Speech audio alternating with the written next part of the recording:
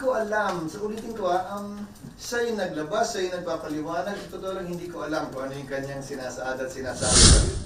Ano man yung pinapakita niyang committee report o di umano bicameral committee conference report, yung pinorward lang sa akin ng isang kasamahan natin sa media, hindi ko nakikita yung pirma ko doon. So hindi ko alam kung ano yung abogado.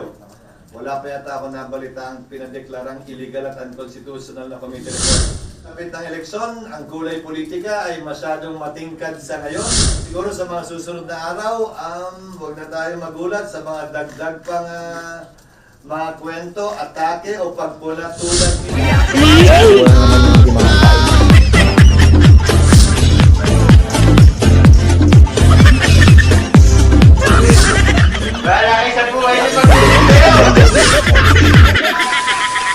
Ang hindi ko maintindihan sa nagreklamo, dati siyang naging APRO chairman, alam niya ang patakaran at alam niya ang ika nga proseso ng budget.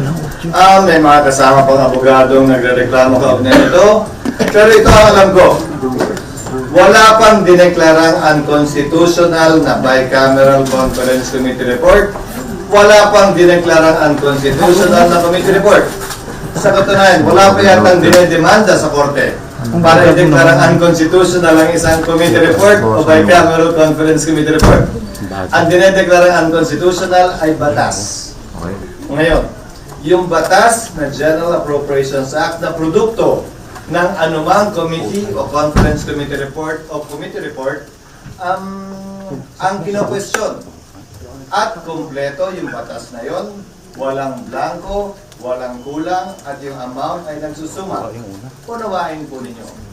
Ang budget ay may humigit kumulang 200,000 linya na may mga nakasulat na pamagat, titulo ng proyekto at amount. Hindi yun ganun kasimple na gawin o ginagawa. Kaya ang isa, kung mapapansin din nyo, pinakita nilang unang kopya na may pirma ako. Kasi nakikita kong kopya ngayon, wala na akong pirma, kaya hindi ko alam kung saan galing yun. Ay nakasaad doon na otorisado ang Committee on Appropriation and Finance na mag-correct, magpuno, maglagay dahil posible na may nakaligtaan doon. So, sinabi din doon sa huling talata ng Bicameral Conference Committee Report, kapag ka may pagkakaiba ang GAA sa Bicameral Conference Committee Report, ang masusunod ay ang GAA, ang enrolled bill ng GAA. Kung babalik tanawan naman natin, ang mga naging desisyon ng Korte Suprema, ang pinagpipilian lamang ng Korte Suprema kung sakasakali may pagkakaiba, kaugnay sa isang panukalang batas, ay ang journal entry rule na tinatawag o yung pinasok sa journal base sa debate ng Kamara at ng Senado o yung enrolled bill. Ito yung pinirmahan ng Speaker, Senate President, Secretary General ng House, Secretary General ng Senado at ng Pangulo. Ayon sa Korte Suprema natin, sa mahaba at marami ng desisyon, ang susundan at sinusunod, kaya yun yung nakalagay sa Bicameral Conference Committee Report, ay yung enrolled bill. Yung pinirmahang versyon ng batas ng Pangulo, ng leader ng Kamara at ng Senado at ng Secretary General ng dalawang Kamara. Yon ang mag-govern. Ngayon, kung may kulang doon, tama lamang na ito'y ma-question. Or, pag may nirelease dahil pinilin the blanks yun pagkatapos, tama lamang na hindi i-release yun, hindi payagan i-release yun. Pero hindi ang anumang basehan sa isang committee report na gaya ng sinabi ko. Alam naman yan, nung kongresista nagre-reklamo at nagsasaad ng mga punto niya kaugnay sa bali na ito. Yung pakalan po na may blanco, na pirmado po hindi po siya enrolled bill. Hindi siya enrolled. Ang enrolled bill ay yung pinirmahan ng Pangulo sa Malacanang. Ang enrolled bill ay yung ganito kakapal na 3 volume yata yun kung hindi ako nagkakamali. Na ulitin ko, kulang-kulang o mahigit 200,000 linya ang laman nun. Na ganito pa kaliliit yung pakikita naman kahit walang mentos. Dun sa pinirmahan nyo, Wala. Salita niyo po, ano po yun?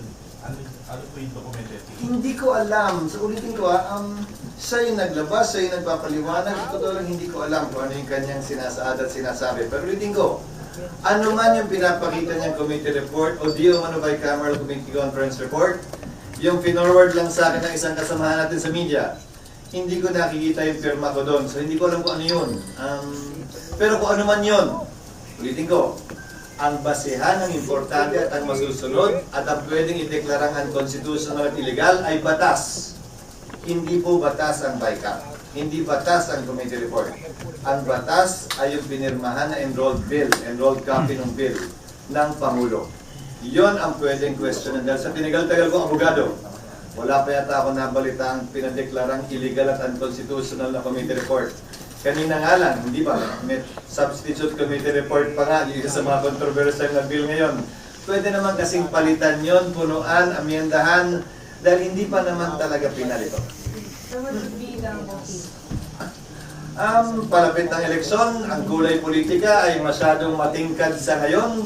At siguro sa mga susunod na araw, huwag na tayo magulat sa mga dagdag pang mga kwento, atake o pagpula tulad nito. Dahil tila naglinyahan na sila sa buhangin. Kung sino ang sa kaliwa, sino ang sa kanan, sino ang sa pula, at sino sa puti. Tama, biglang kayo naman yung nakusun niya. Patayin mo na para wala namang na-declare na committee report na I was saying na parang wala namang sense na magreklamo.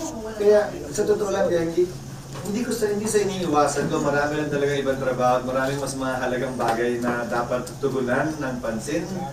At hinahayaan ko sana ito dahil para sa akin nga, sabihin na natin kunwari lang. Di ba, na lahat ng sinabi niya totoo na hindi ko pinapansin sa kanya. Anong po-questionin niya sa korte? Anong illegal, anong bawal? Dahil sa dulo, ang tanong, yung GAA ba, yung General Appropriations Act ba, yung enrolled bill ba, may blanco ba? Hindi tama na mag-akusang may blank check na binigay ang Kongreso. Mali yun. Kasi nungalingan yun at hindi totoo yun. At kung blanco man yung nasa GAA, hindi pwedeng i-release ng DBM yun. Hindi pwedeng i-release ng National Treasury yun. Kung may typographical error sa enrolled bill, na let's say may blankong linya doon na sinabi Project ABCDE o Kalye o Road ABCDE na walang amount, hindi pwedeng release yun at sulatan ng amount na kahit sino man yun. Hindi na kailangan ng deklara pang unconstitutional yun, i-consider ang error yun, at hindi pwedeng release. Kung gusto nila mag-aksaya ng panahon para magsampa ng kaso sa korte, malaya silang pwedeng gawin yun.